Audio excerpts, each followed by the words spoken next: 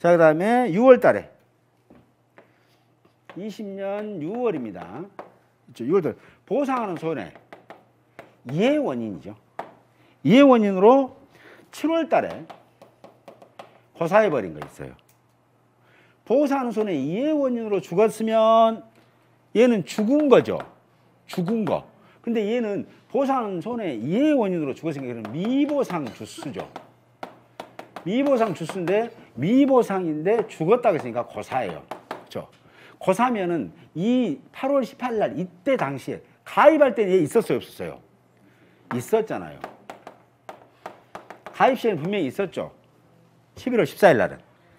있었다가 이듬해 6월 달에 태풍 맞아갖고 지금 쓰러진 거다 말이에요. 가입할 때는 있었는데 8월 18일 날은 지금 죽었어. 그래서 여기 270조에는 포함된다, 안 된다? 안 됐다고요. 그쵸? 그죠? 조사 시에는 지금 미포함이라고요. 얘도 이제 실제인데 여기도 조사 시에는 미포함이잖아요. 그죠? 죽어버린 건 안 되죠. 근데 얘는 보상 후에는 제로 죽었고 얘는 보상하지 않는 손해로 죽은 거예요. 어쨌든 죽은 것은 여기서 뺀다고 그랬어요. 얘가. 출제자. 그렇죠? 이 두 개 다 여기 버텨야 될 것 같아요. 이 두 개는. 마지막에 6월. 그다음에 20년 6월에 보상하는 손해 이해 원인으로 착과량이 현저하게 감소했어요. 얘가 뭐예요? 10주입니다. 얘가 15주. 15주.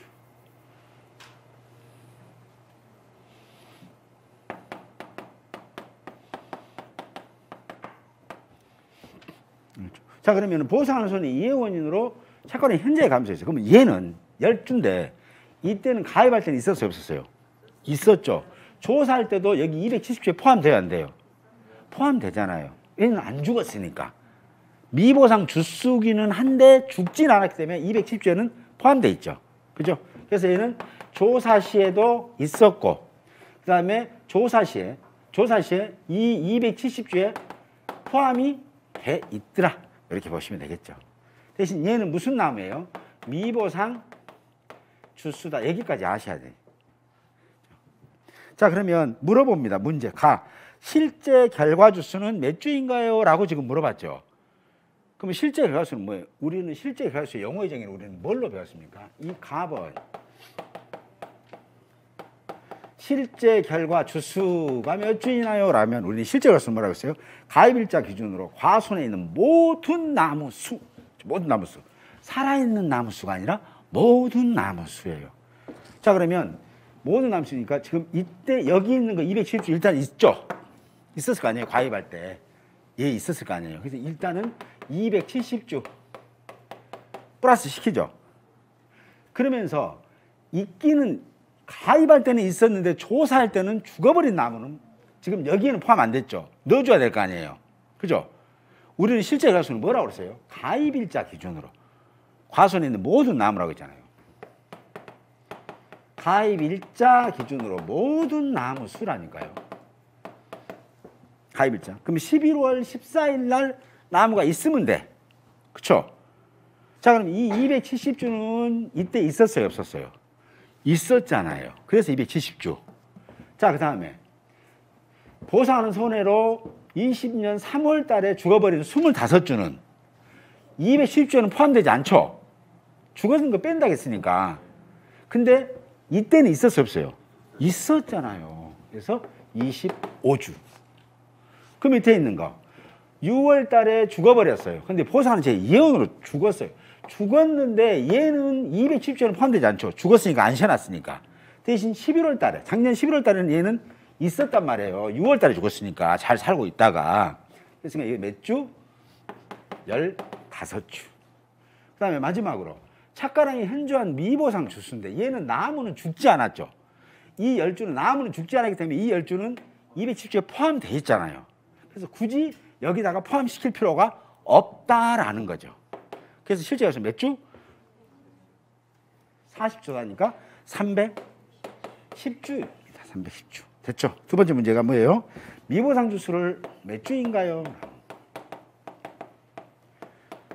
미보상 주수. 미보상 주수는 뭐예요? 가입 시부터 조사 시까지 보사는 제2의 원인으로 죽어버렸거나 죽지 않았지만 착과량이 현저하게 감소한 나무를 우리는 미보상 주수라고 했죠. 미보상 주수가 두 가지 있다고 했죠. 죽어버린 거, 죽지 않은 거. 그래서 몇 주예요? 여기 쭉 보시다 보면 보사하는 손해 2의 원인으로 죽어버린 거 15주. 보사하는 손해 2의 원인으로 죽지 않은 거 10주. 35주. 맞죠? 아니 25주. 25주. 맞죠? 다음 다. 뭐예요? 고사주수.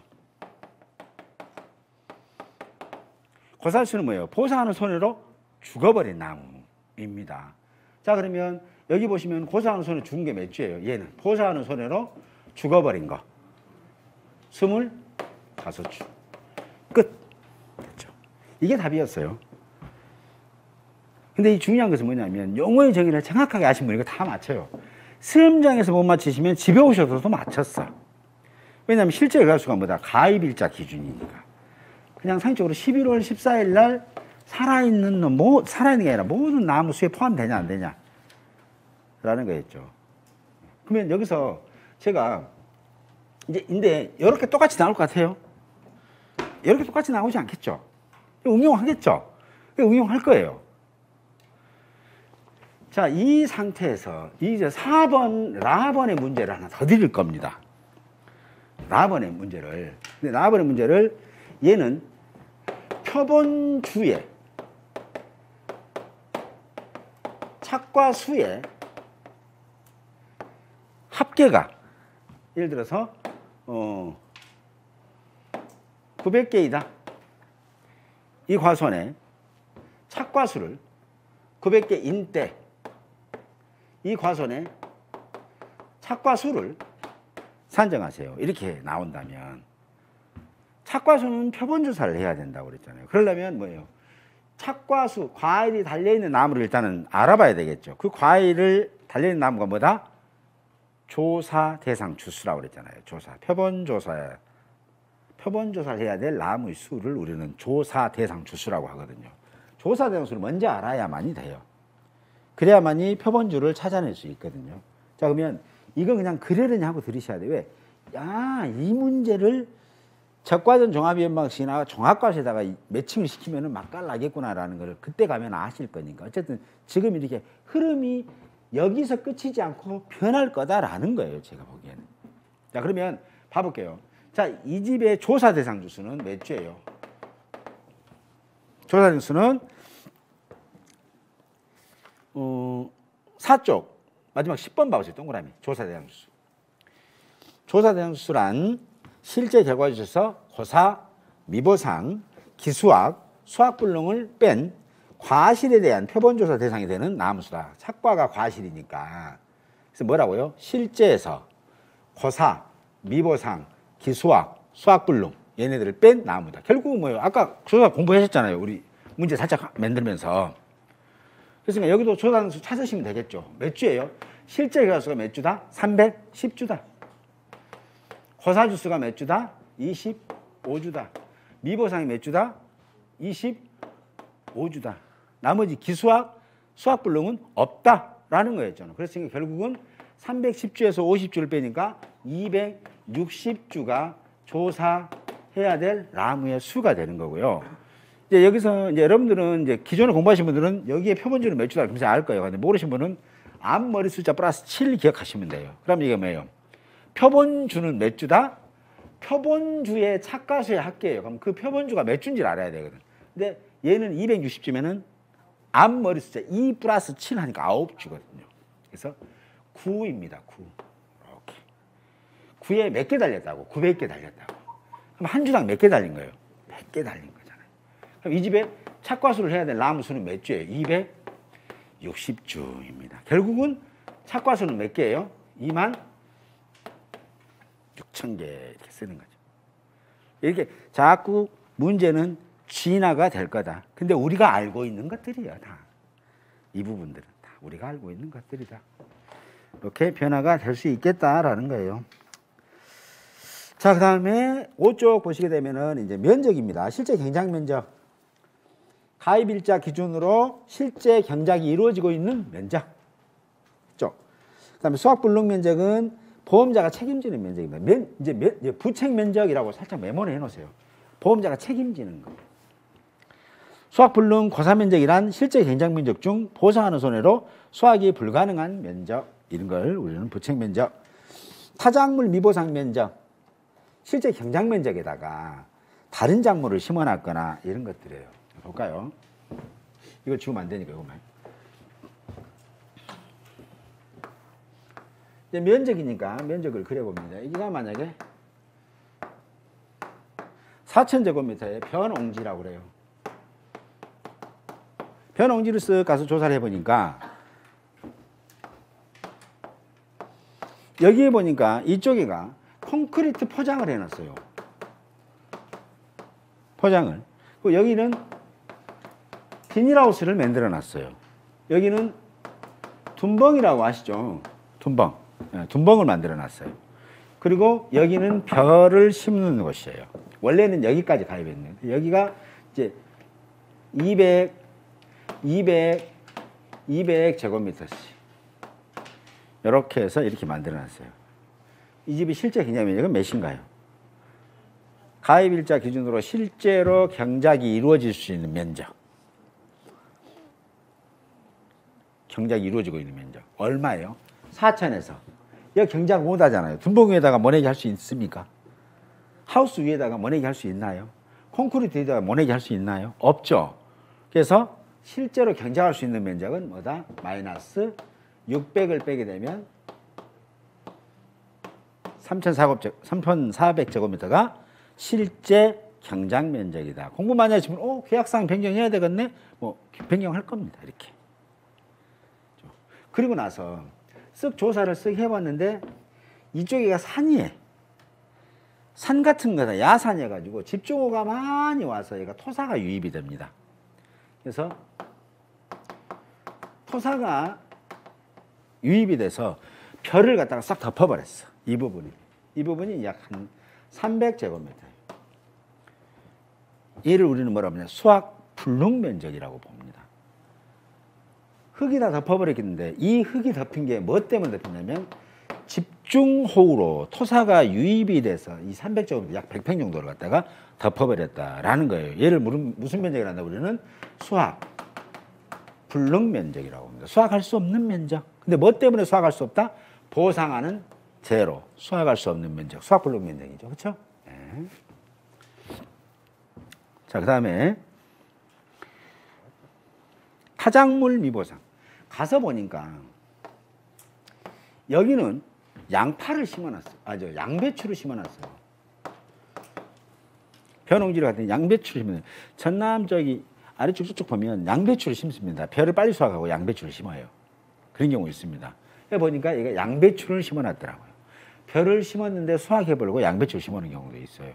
여기를 뭐라 타작물 재배 면적. 여기가 이제 막 500제곱미터 정도 됩니다. 타작물이라든가 미보상 면적은 보험자가 책임지지 않습니다. 그래서 혹시 타작물 미보상 그러면 면책 면적하고 같은 말이에요. 수확불능 그러면 부책 면적하고 같습니다. 보험자가 책임지는 거예요. 거기서 이 부분에서 수확이 안 나온 것은 보험자가 책임져요. 이 부분에서는 지금 벼 수확이 없다. 그건 보험자가 책임지지 않습니다. 그리고 이 정도 해갖고는 이미 수확을 해갖고 깨끗해. 이게 이제 한 500제곱미터. 내가 가보니까 이미 수확을 해버렸다. 기수확 면적. 왜, 어떻게, 뭔 일 있어요? 수확하셨어요? 우리 딸내미가 서울서 사는데, 얼뱃살을 좋아해가지고, 일찍은 한 200평, 150평 정도 썰어가지고, 얼뱃살을 보냈다. 이렇게 얘기할 수 있겠죠. 그래서 이건 이미 수확한 면적. 이걸 뭐라 한다? 기수확 면적. 얘를 다른 말로는 면책 면적이라고 합니다. 면책 면적. 자, 그 다음에,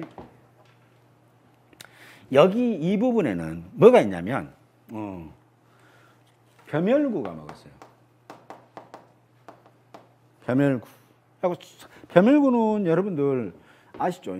벼멸구는 공격이 밑둥부터 공격하기 때문에 내려앉아버려요, 얘가. 그래서 농지에 가면은 중간중간에 곰발랑 같은 분화구처럼 푹푹 무너져 갖고 있어요, 동그랗게. 이게 벼멸구 피해를 입은 거거든요. 근데 벼멸구 피해는 보험회사가 책임지는 거예요. 병충해지만 벼만큼은 7가지의 병충해로 생긴 손해는 보험자가 책임진다 그랬으니까 벼멸구 여기에 이제 한 200제곱미터가 있더라. 그러면 이거는 부책 면적입니다. 얘를 우리는 고사 면적이라고도 불러요. 수학 자체를 할 수 없으니까 이 면적. 자, 그러니까지 여기 있는 거 다 설명을 드렸어요.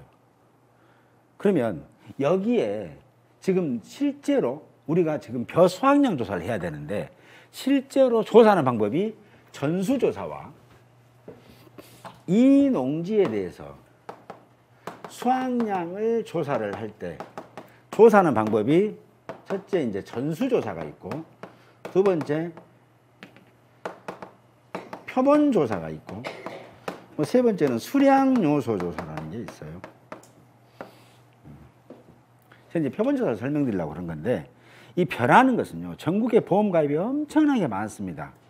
근데 수확량을 조사할 때 가장 정확한 것은 여기 있는 수확량을 전부 다 한꺼번에 콤바인을 통해서 수확해서 무게를 착 측정해 본 게 가장 정확해요. 근데 그러려면 수확 시기가 한정돼 있단 말이에요. 예를 들어서 보름이나 한 달 정도 한정돼 있는데 그 시기에 집중적으로 수확을 하게 되면 현행 평가사나 평가인이나 손해 사정사가 인원이 한정돼 있기 때문에 원활하고 공정한 평가가 이루어지질 않아요. 그래서 벼는 수확량 조사하는 방법을 세 가지로 놓고 수확량 조사 시기를 분산시켜 놓는 거예요.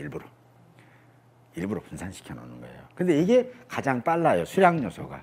수확 전 14일 전후에 수량요소 조사. 이 수량요소는 뭐냐면 포기를 논에 가서 4포기만을 딱 지정을 해요. 너 포기를 정하고 그 포기의 이삭수만 세고요.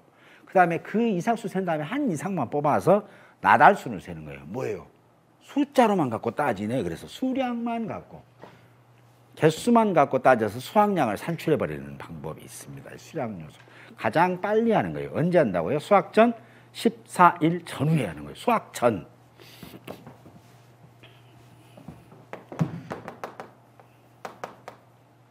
수확 전 14일 전후에. 자, 얘가 수확이 지금 이 농지의 수확 시기가 10월 20일이다 라고 하면 이 수량요소는 언제 하냐면 이날 전후 14일이 아니고 이 앞으로 2주 14일로 가요. 그래서 여기에 14일 그러면 언제예요? 보통 10월 6일 그죠? 6일 이날을 중심으로 이 부근에서 조사를 일찍이 좀 해달라는 거예요. 알곡의 횟수만. 그죠? 표본조사는 뭐냐면 알곡이 여물어서 수확이 가능한 시기 때입니다. 벼 때 자세히 더 배울 거고요. 전수조사는 뭐예요? 수확 시에. 콤바인이 계약자 것이니까 수확 시에 이렇게 하는 거거든요. 그러면 이 표본조사는 알곡이 여물어서 수확이 가능한 시기 때 하는데 이때 여기다가 표본조사를 정해요. 그러면 이때 표본조사를 해야 될 면적이 얼마냐는 거예요. 그럼 표본조사 대상 면적은 여기 용어의정에는 안 나와 있어요. 근데 참고로는 아셔야 됩니다.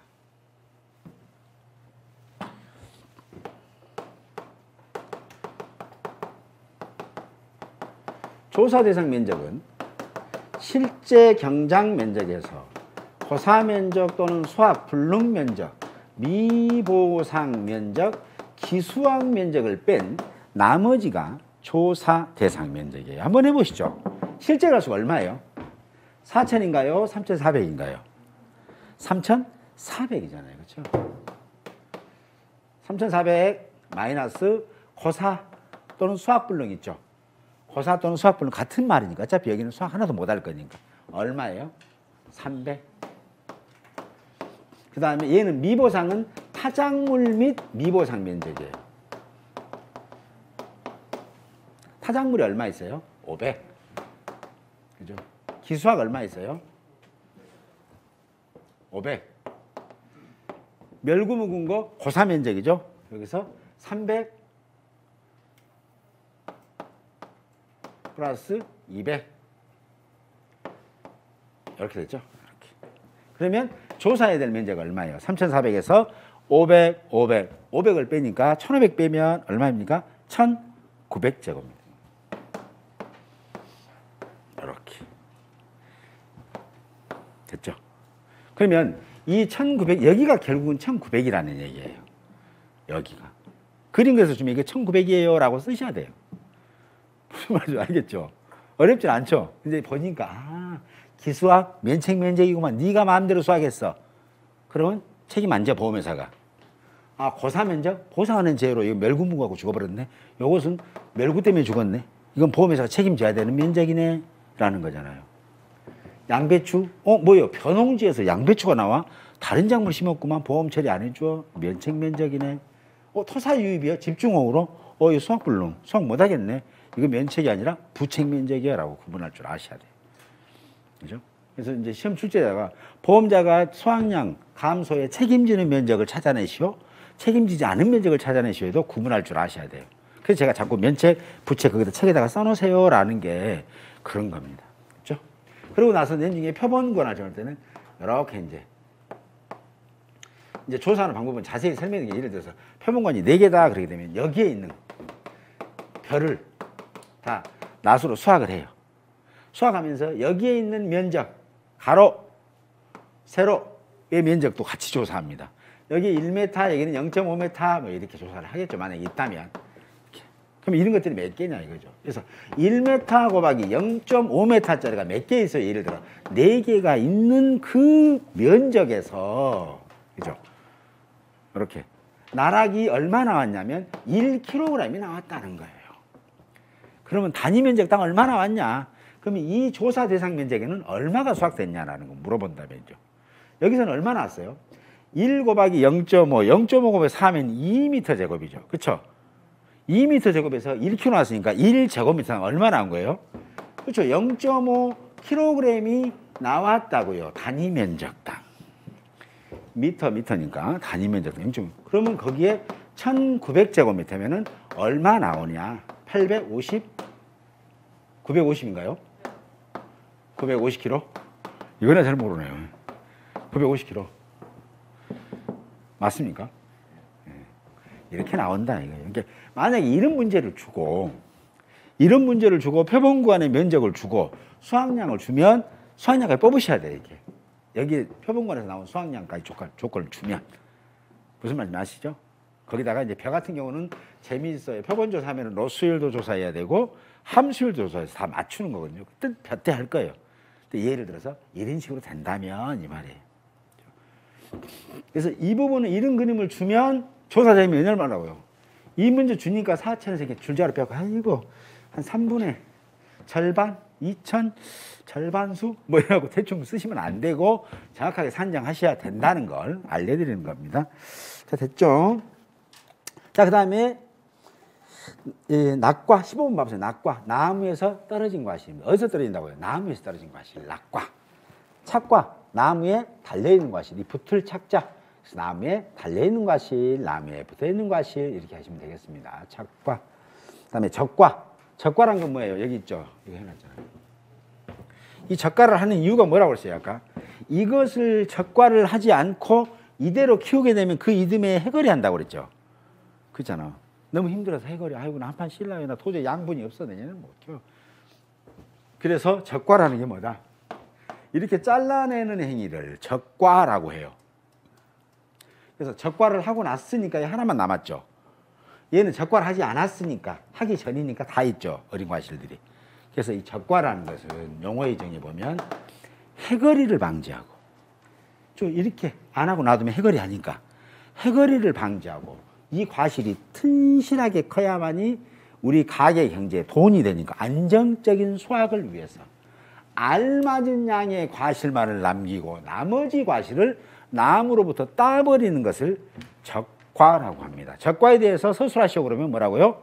이 그림 생각하시면서 해거리를 방지하고 안정적인 수확을 위해서 크게 알맞은 양의 과실만을 남기고 나머지 과실을 따버리는 것을 적과라고 한다라고 보시면 되겠습니다.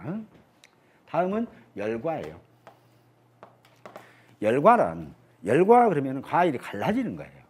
과일이 갈라지는 열과 대표적인 열과 어떤 것들이 있나요? 뭐 토마토, 그렇죠?